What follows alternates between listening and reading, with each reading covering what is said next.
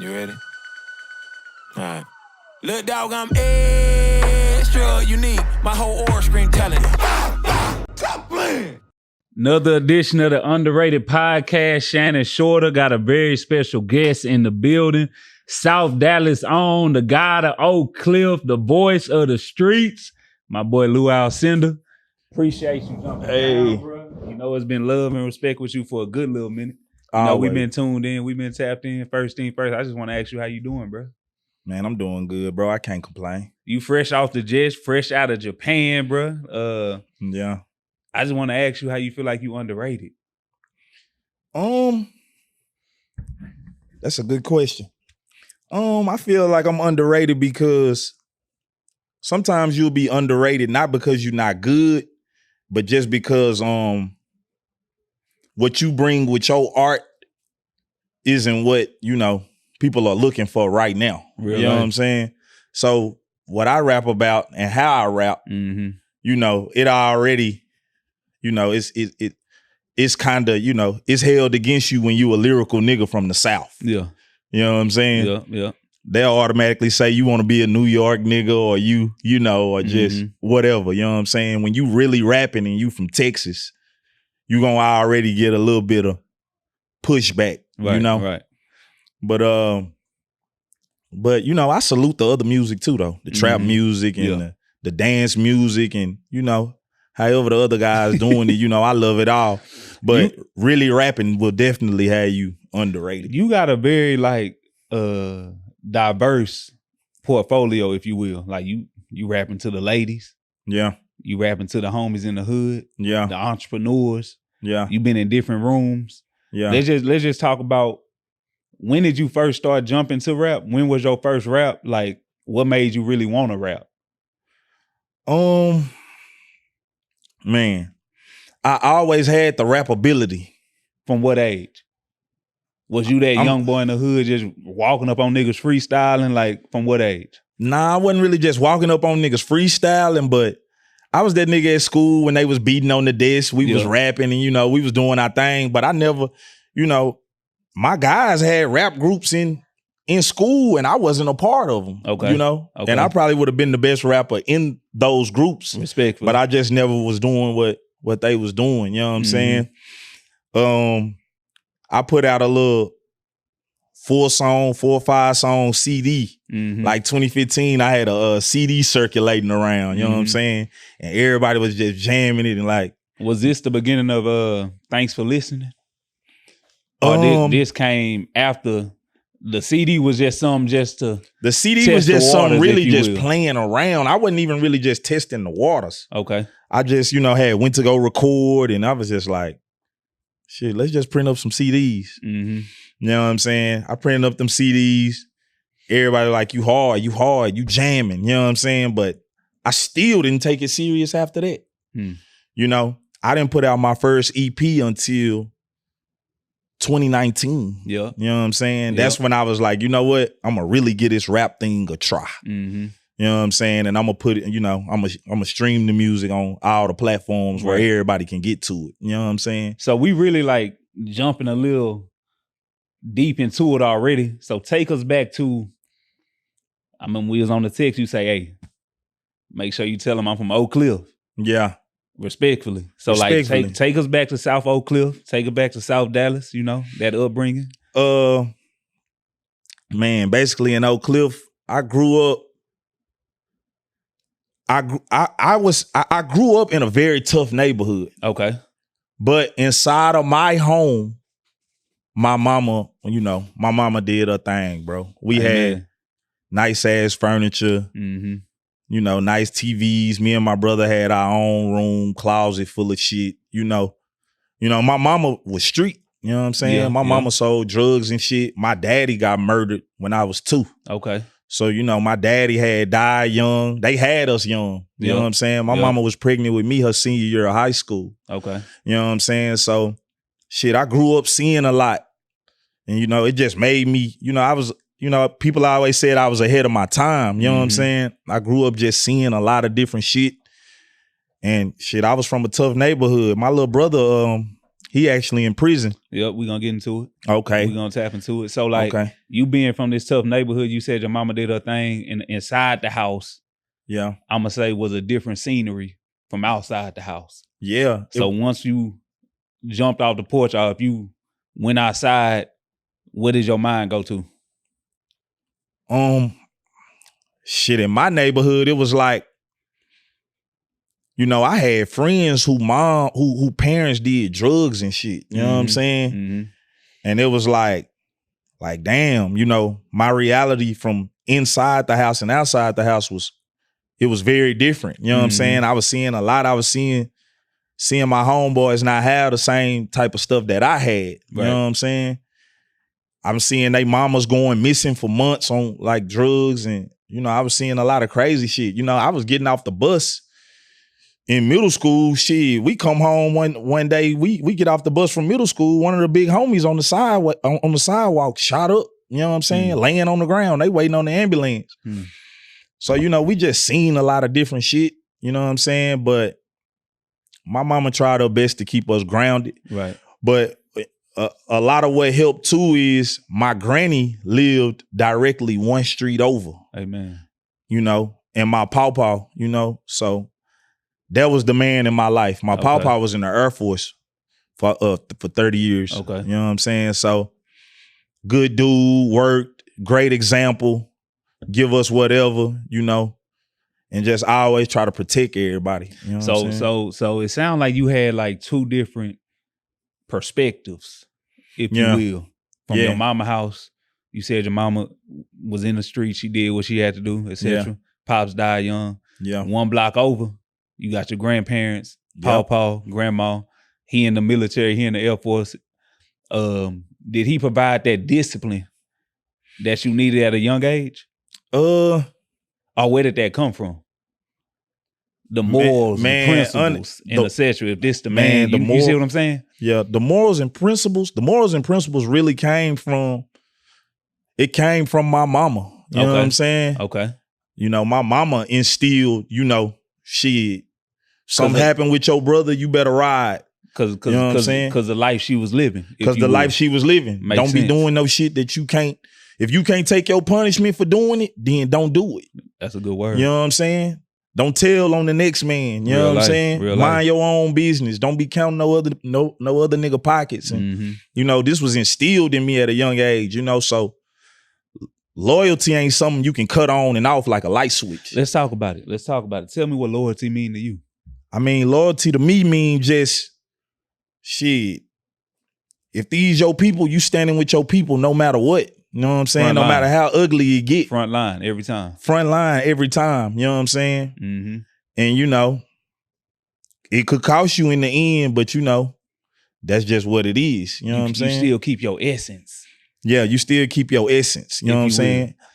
I'm able to sleep good every night knowing I ain't never crossed nobody. You know what I'm saying? You good with whatever decision you made. I'm good with whatever decision I made. You know what I'm saying? I've never used none of my power for bad.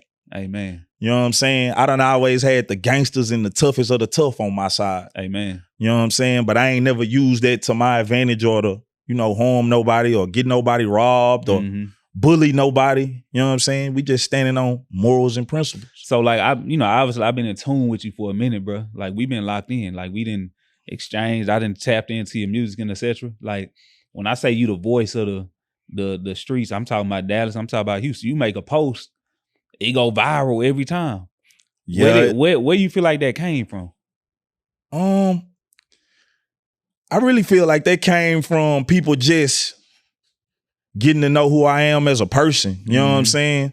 It's like, and then shit is like when you saying some real shit that people can relate to, they'll be like, you know what? A real place. It's coming from it's always coming from a pure place with me. I'm already knowing. You know what I'm saying? It's like, bro, I don't think I'm better than nobody, you know, and I don't think I'm beneath nobody. Right. You know what I'm saying? So it's like anything I'm saying is coming from a pure place or it's coming from 100% experience. You know what I'm saying? Of me going through it and trying to say, hey, don't do that. You know, the results of that is bad. Or, you know, the results of this is good. You know what I'm saying? That's mainly what it is. And then shit, I was always funny and shit growing up. You know what I'm saying? Right. Like, that was me too. So the person I am now, today, that's who I always been. Right. You know what I'm saying? I was most wittiest in high school, got the trophy and all that type of shit on senior day. You know, when you get the awards and shit. Yeah, so I was always, funny and shit, playing and, but I was real too, Right. and that's how I had their respect. You made a post, I think like last week, you said, correct me if I'm wrong, I'm paraphrasing. You said, I'm funny, but I don't play. Yeah. Or something along them lines. Yeah.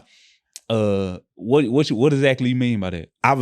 The post actually said, I joke, but I don't play. You know what I'm saying? What you mean? And that's by that? basically just, people would get it fucked up if you funny and you a bubbly person and they'll take that shit for sweet.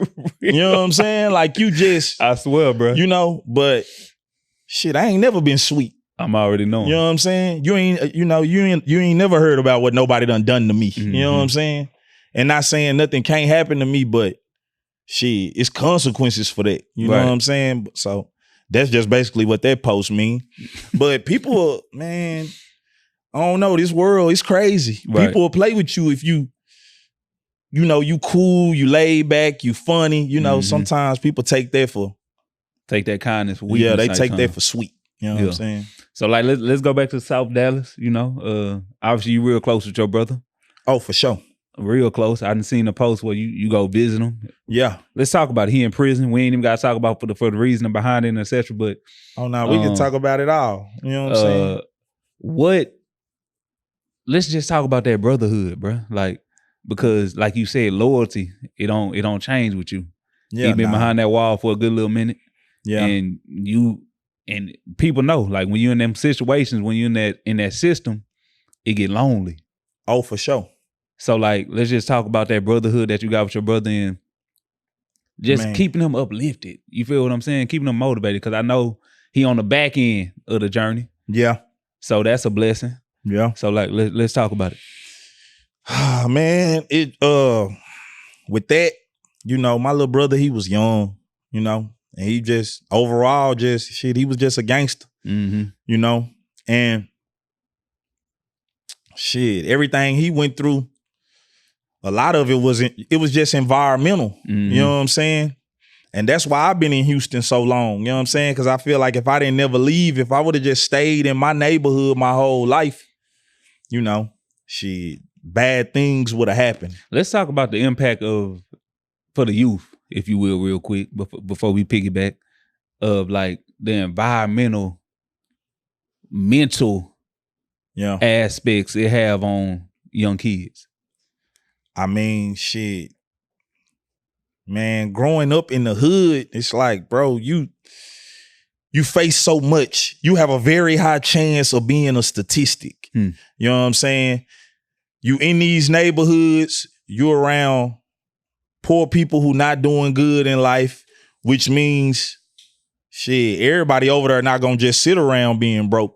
Yeah. They gonna wake up a lot of days and make some bad decisions, just to try to get some money. Yeah. You know what I'm saying? So you seeing a lot. You seeing crime, you seeing drugs, and then with you seeing all this, you in a tough area. So you're not even able to really, show that this is affecting you, because being from the hood, you can't show no weakness. Real life. You know what I'm saying? So it's like, shit, man,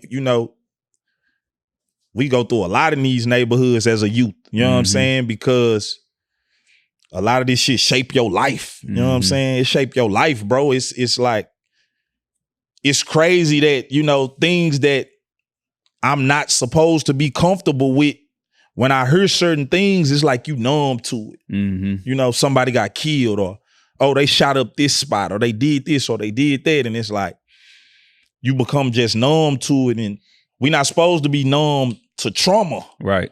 We're not supposed to be going through this, bro. Right. You know what I'm saying? So, yeah, bro, that the environment that you grow up in, man, it just play a major part in who you are, you know? But I took a lot of good from mine. It just made me tougher, you know what I'm saying?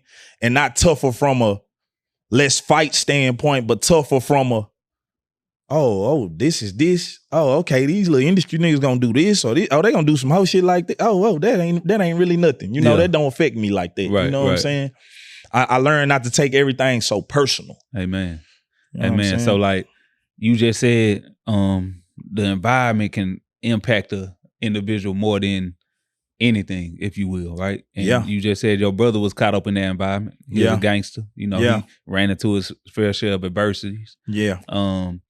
Let's just talk about that brotherhood you got with your brother. Man, me and my brother. Shit. I don't love no man on earth more than my brother. You know, my little brother, you know. Shit. So, I mean, shit, I ain't gonna never turn my back on him. Mm-hmm. You know, he did what my brother, you know, shit, he down there on four shootings. Mm-hmm. You know what I'm saying? He was just a gangster. You know what I'm saying? He was just you know, and that's why I'm so respectful. You know what I'm saying? Because you never know where a person's mind is. See, a lot of niggas be out here acting.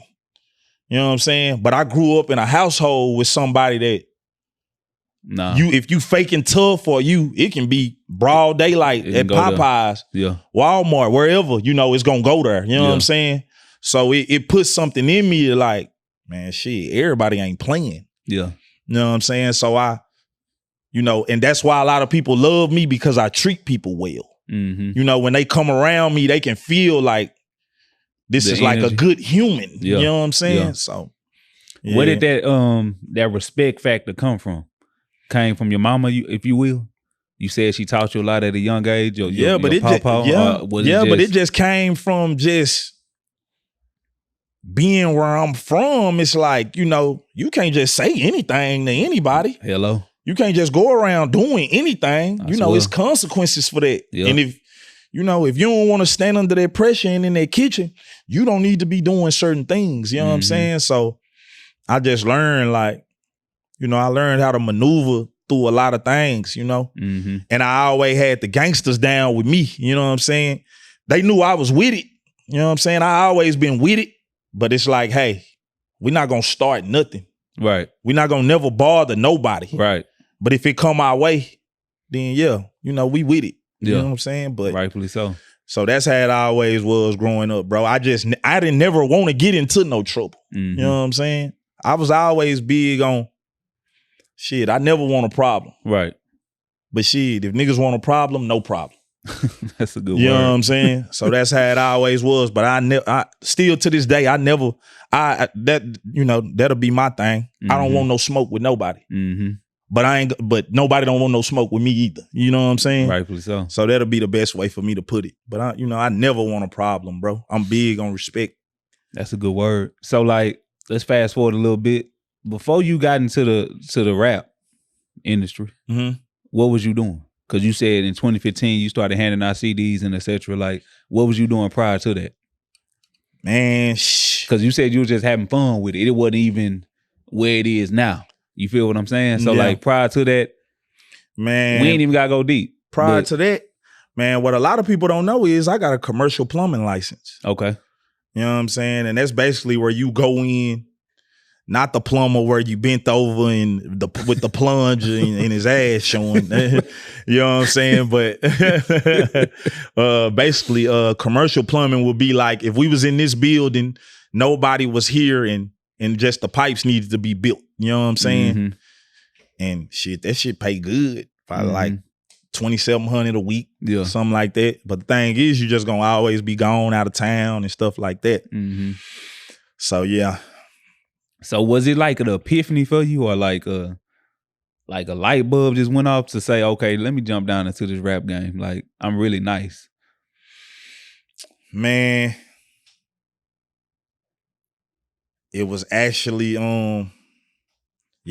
I was just like, one day I was just in the car, I was listening to some beats. Mm-hmm. And I was like, man, you know what? I'm finna make me an EP. Okay. You know what I'm saying? And shit, that's what it was. When I made that first EP, it was like, nigga, you gotta feed the streets. Yeah. You know what I'm saying? The first one, I just put out a little something. You know what I'm saying? I wasn't even really just rapping on the first one, you know, because you don't want to lose them. Mm-hmm. You know what I'm saying? So I put out that first one. They took to it. Okay. I had a song on there. I got a song on Thanks for Listening 1 called Us. Okay. It went crazy. That was the one, the girl songs. They feel all the girl songs. But it went crazy. Then I came again. I think I dropped that January. I dropped that second EP like in the summer. Yeah. Boom. Mm-hmm. Then shit. It was, the first thing you want to do with anything is establish yourself as that. You know what I'm saying? Mm-hmm. So it went from it went from Peanut to, that's Lou. That's Lou Alcindor that be rapping. Yeah.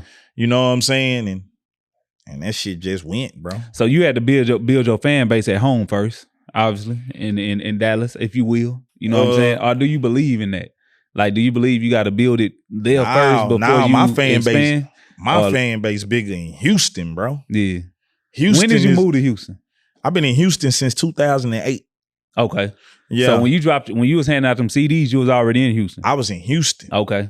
Yeah, I was in Houston, bro. You know what I'm saying? My fan base in Houston is way more loyal than in Dallas. Amen. You know what I'm saying? My first show in Houston, wall to wall, packed. Mm-hmm. You know what I'm saying? Houston is my biggest supporter. You know what I'm saying? And that ain't the shit on my city or nothing. It don't surprise me because, I'm very spiritual, and the Bible say a man is without honor except for in his hometown. Yeah. So you're going to get much more respect outside of your hometown than you will in your hometown because they know you. Right. They know you as Peanut, if you will. Right. And it's and even more so that, you know what I'm saying? They love and respect me in Dallas too. But the thing is, I'm not seen there enough. People wanna reach out and touch who they listening to. True. You know what I'm saying? Yeah. It's like, we know he from here. Yeah. But bro ain't never in the club with us. He ain't never around us. He ain't never, so that's, Yeah, I know. People in Houston can relate to me more. You know what I'm saying? So did you move because of the environment or you just, what made you move? Well, I ended up in Houston after I graduated. I went to Texas College for a year and a half. And then I came to TSU homecoming one year. Okay. And I was like, hold on. Changed your whole perspective. I'm like, hold on, this shit crazy. I gotta go. I transferred. To TSU? Transferred to TSU. I was like, yeah, I'm gone. It's going down in Houston. Shit, that's all you had to see. That Tyler, Texas shit was over with. Right. I'm like, oh no, this shit, that's dead. Right. I'm H-Town. You know what I'm saying? And shit, that's how I ended up here. So obviously you tied in with some real people out here. Oh yeah. You know what I'm saying? So like, how did that relationship form with Jay Prince and Mob Ties and etc.?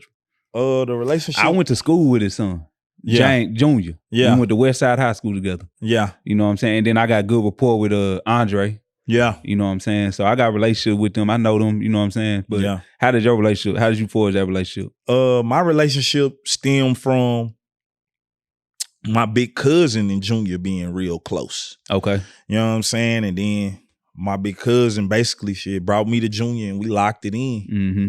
And shit, that's been family ever since. Good people, good dude. Oh yeah, that's my guy. Got a pure soul. Yeah, that's my guy. That's my guy. You know what I'm saying? Good dude. You know what I'm saying? So, can you tell me about like the difficulties you face as like a lower profile artist in this industry that we in? Mm-hmm. Like, what difficulties you face?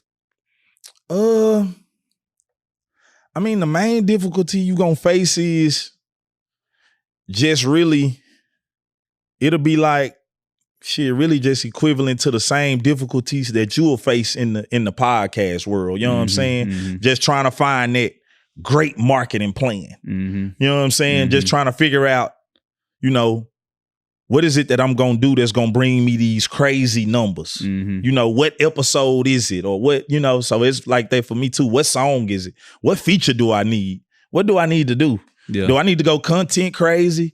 Do I need to, Yeah. But in all that, shit, man, this shit just really got to be your destiny. Mm-hmm. You could do everything right and still fail. Talk about it. I mean, shit, you can have the money, you can have the following, you can have the image, you know, and shit, if it's not for you, if it ain't your destiny, it's not gonna happen. You know what I'm saying? It's just like a dude, shit, a dude 6'8", he can handle the ball, he can shoot, he can play defense, still didn't go to the league. Right. You know what I'm saying? It just gotta be in the cards for you. That's the main thing. And I know you said you spiritual, you know what I'm saying? So it's like, it's really just what God gotta have for you. Right. You know what I'm saying? Or, you know, that's just really what it is, bro. How important is it to you in your music to stay authentic to yourself? Oh, it's extremely authentic. I done had people shit. And does that come with like pushback, or you don't even care? I don't even care. You know what I'm saying? If I never make it, I mean, you know, shit, that's just how it went. You know, that's just how the dice rolled. But I'm not willing to, you know, niggas done tried to come to the studio, give their input, do this. Hey, I want to invest. I want to do this, do that. You know, but it's like, hey, I'm not changing the way I make this music. Yeah. You know? Yeah. I don't need no nigga writing for me. I don't need no nigga in the studio coaching me, you know, because this is my real feelings I'm putting into this shit. You know, so how you gonna tell me what to say? Yeah. You know what I'm saying? So it's like, it's just more so that. I done had niggas say, hey, shit, hey, bro, if you change the words on that or put switch the verse up some or add a hook to that, I'll pay for the video or just shit like that. You know what I'm saying? It's like, nigga, I'm not changing shit. Right. Nigga. Like, you know, so that's what it, you know, you're gonna run into a lot of weird shit. You know, but shit, that's with anything. That's at a regular 9 to 5, you're gonna run into some weird shit. You know what I'm saying? So you just gotta stay true to you, bro. Real life, that's a good word. I say that all the time. Yeah, and with that music shit, it's like, if you feeling it, if it's just in your heart and you feeling it, you gotta put that shit out. You know what I'm saying? You gotta say fuck everybody. Yeah, so I be in the studio alone, me and the engineer. It's like, hey, I don't even want to hear nobody. I send you a song when I'm done with it. What's your process in coming up with a verse? And coming up with a verse, man, really, I just gotta sit in that studio and listen to them beats. But shit, the beat gonna really tell me what to talk about. Right. You know what I'm saying? The beat gonna tell me what to talk about. That's really my process. I used to be able to write music at home. Okay. You know what I'm saying? I ain't able to do it no more. You know what I'm saying? I don't know. I don't know if it's, I don't know. I don't know if I done got just too comfortable at home or, you know, because I feel like situations change. You know what I'm saying? My 2015 situation is not my 2025 situation. Real life. The way I'm living is way better. You know what I'm saying? So it's like, I ain't able to just sit at home and just look around and jot this and, you know, I gotta get in that studio and do it. So like I said at the beginning of the interview, you just got back from Japan. Yeah. One thing I always like to say is exposure lead to expansion. Yeah. When was your first time traveling out the country? And then on the backside of that question, you make sure you highlight where you from in your post when you traveling to these countries and et cetera, and let your people know in them communities like, hey, it's a whole nother life outside that block. Right. How important is that? Like, can you expound on that? Man, shit, that's extremely important, bro, because I still got cousins never been outside of South Park. I was just about to say that. I got homeboys that ain't never left Dallas. You know, so they don't even know, you know, they don't know what exists in this world. You know what I'm saying? Unless they seeing it scrolling on their phone, you know. But shit, I was on probation for 10 years, so I couldn't go nowhere. You know what I'm saying? I couldn't get a passport at all, you know, from some shit I did 2010. Then I set the case off for 2 years until 2012. Then I was on probation from 2012 to 2022. Ended the probation on house arrest in 2022. You know what I'm saying? So shit, I done did shit and had my slip ups too, but that's when I was finally able to start traveling and start moving around. You know what I'm saying? First place I went was to the UK. You know what I'm saying? I've been to the UK. I've been to Paris. I've been to Mykonos Island in Greece, Athens, Greece, Japan. You know what I'm saying? I don't even want to do the Mexicos. I don't want to go to Tulum. Yeah. I don't want to go to nothing close. Yeah. You know what I'm saying?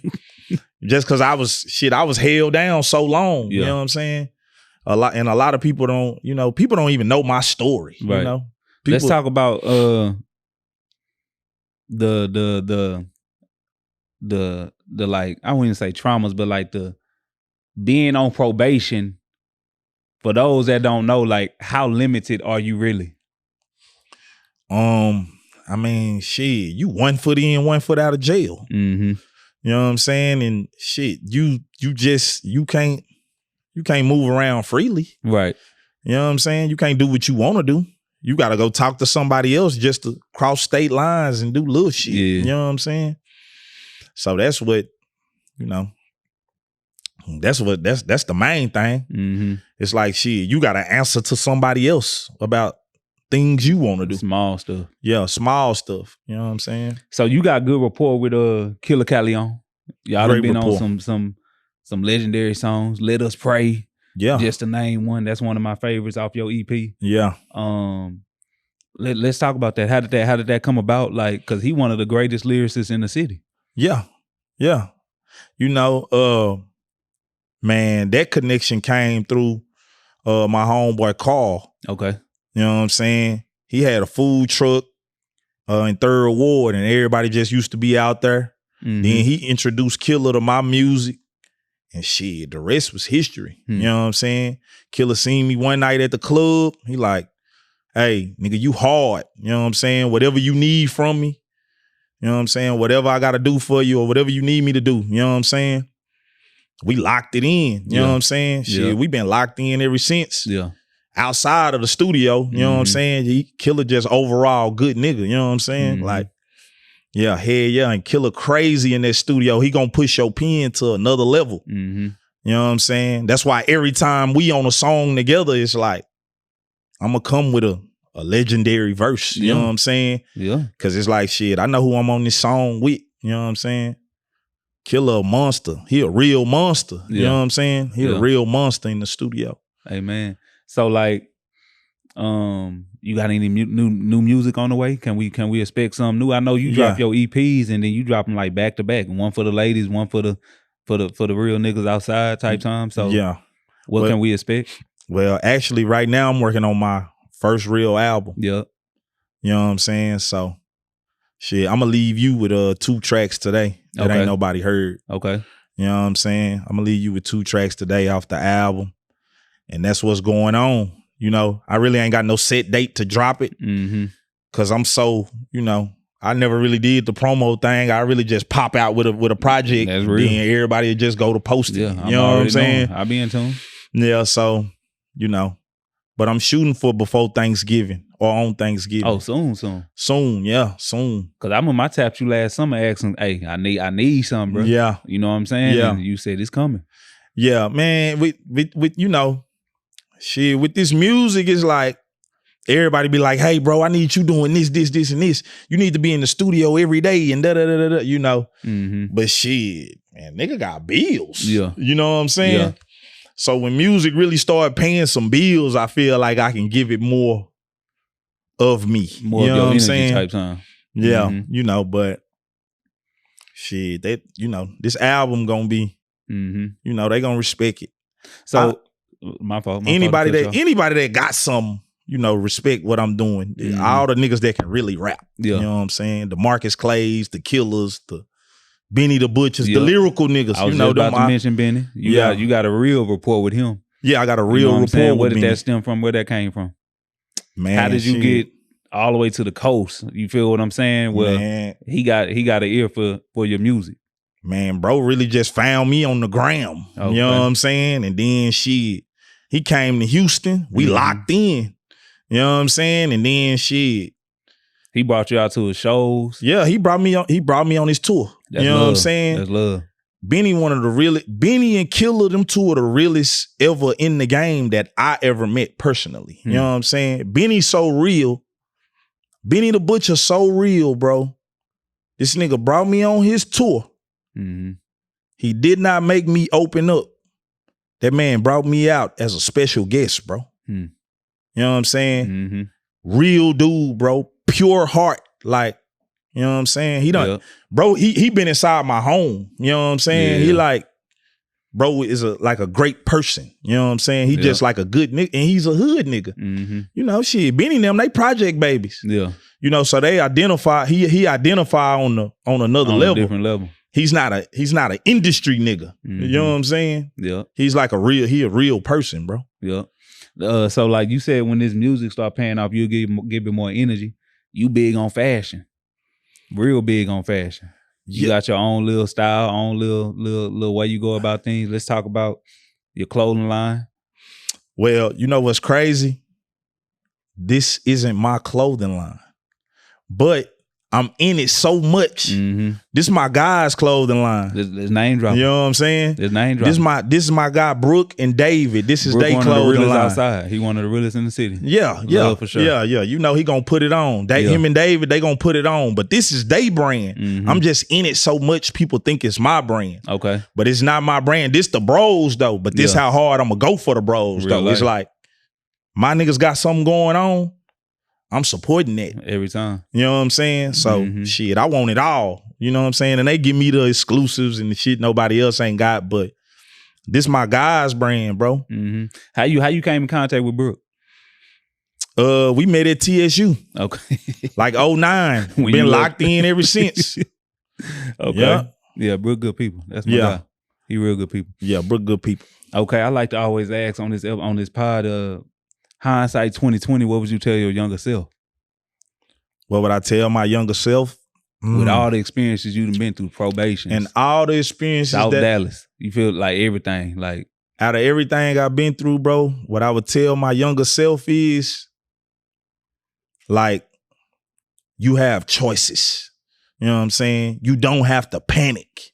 You know what I'm saying? Where I'm from, niggas would be 18, 19 thinking that they supposed to have the world, thinking that, bro, you 20 thinking you supposed to have the biggest house and the big Benz and this and that. And you just out here trying to go about it all different type of ways. And it's like, man, you got to really give yourself a chance at life, bro. You know what I'm saying? And I fucked up young. You know what I'm saying? It was times I didn't give myself a real legit chance at life. Yeah. Hustling, selling drugs. I done been in SWAT raids. Shit, so many fucking drugs in the house. Drugs I ain't even selling. I'm in there one deep though, so I gotta take the case for everybody. You know what I'm saying? Like I done been in some shit, bro. You know what I'm saying? So it's like that'll be the main thing that I tell choices. You know, my younger self, just take your time. Yeah. You know what I'm saying? 30 is not old. You gotta take your time. You know what I'm saying? So that'll be the main thing that I tell my younger self, bro. Piggybacking on what you just said about situations you've been in, how important is accountability? Accountability? Man, accountability, shit, that's the greatest gift you can have. If you can take some accountability for things, you know what I'm saying? Because the crazy part about life that people don't want to admit is most of our problems are self-inflicted. You know what I'm saying? Majority of the shit we go through, we did it to ourselves. Yeah. You know what I'm saying? So if God didn't put you here with a life-threatening disease already, or, some like that, shit, anything after that, it's your choice. You know what I'm saying? Your choices are gonna shape you. Yeah. You know what I'm saying? So that's where accountability come in at. It's like, shit, all the bad choices I made, they was self-inflicted, bro. Nobody ain't never forced nothing on me. You know what I'm saying? I did it to myself, whatever went wrong. Yeah. Or whatever went right. You know what I'm saying? Yeah. So I always like to ask also on this pod is if you can recommend anybody, who would you recommend? If I could recommend somebody to come on the pod? Yes, sir. That's a good question. That's a real good question. Based off our interview, based off what you've seen, how I'm tapping in, the questions I'm coming with for the most part. I would say one of the owners of this brand, David. Okay. Yeah, I would recommend him just because you will see a lot of the city in his brand, but you don't know him. You know what I'm saying? The city don't, they don't really know nothing about bro. What's his name? David who? David Nellum. Okay, David Nellum. Amen. Yeah. So yeah, work that out. That'll be somebody I recommend. Okay. But people do know who he is, but then a lot of people don't. They'll just be rocking the brand and kind of, just not even knowing. Not even knowing. Right. You know what I'm saying? Okay. I'm with you on that. Before we get you up out of here, I just want to know, can I get a 16 from you, bro? Yeah, man, I can give you that 16, man. Appreciate you. I'm gonna give you a 16 you never heard. Hey, whatever you feel. You know what I'm saying? That's on you, bro. I say, what I say?